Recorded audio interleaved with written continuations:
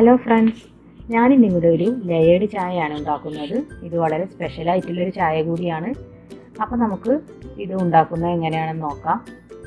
ആദ്യം തന്നെ സ്റ്റൗ കത്തിച്ച് ഒരു പാനിലേക്ക് 1 കപ്പ് വെള്ളം ഒഴിച്ചു കൊടുക്കാം.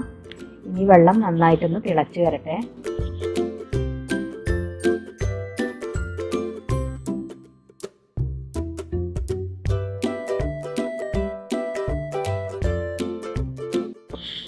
ഇതിപ്പോൾ നന്നായിട്ട് തിളച്ച് വന്നിട്ടുണ്ട്. ഇനി ഇതിലേക്ക് നമുക്കൊരു 2 ടീസ്പൂൺ ചായപ്പൊടി ചേർത്ത് കൊടുക്കാം.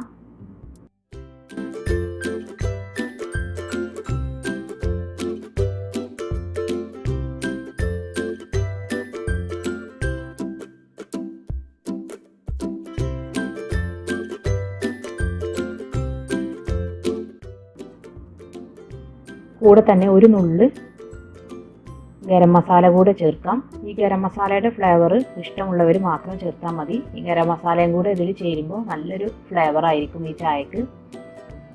അപ്പോൾ ഈ ചായ ഇനി ഒരു 3 മിനിറ്റോളം നന്നായിട്ടൊന്ന് തിളപ്പിച്ചെടുക്കണം.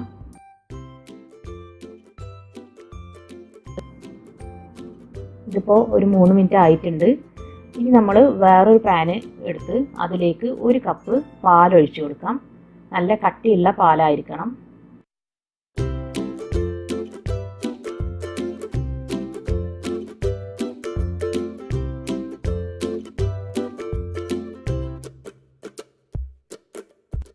ഈ പാലിലേക്ക് മധുരത്തിന് ആവശ്യമായ പഞ്ചസാര കൂടെ ചേർക്കാം.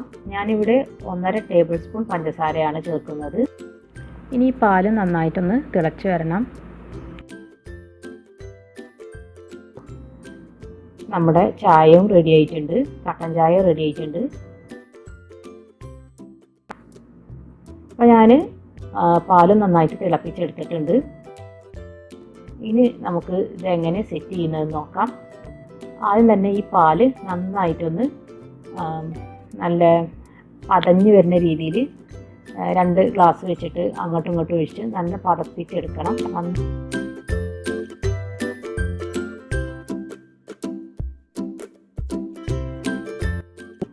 ഇനി ഈ പതപ്പിച്ച പാല് നമുക്ക് വേറൊരു ഗ്ലാസ്സിലേക്ക് ഒഴിച്ചു കൊടുക്കാം. അതോട് കൂടെ തന്നെയാണ് നമ്മൾ ഈ ഗ്ലാസ്സിലേക്ക് ഇത് ഒഴിച്ചു കൊടുക്കേണ്ടത്. അപ്പോൾ ഞാൻ ഒഴിച്ചു കൊടുത്തിട്ടുണ്ട്.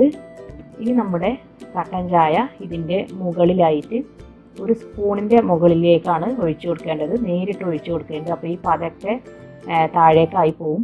അപ്പോൾ ഒരു സ്പൂൺ വെച്ചിട്ട് പതുക്കെ വേണം നമുക്കിത് ഒഴിച്ചു കൊടുക്കാൻ.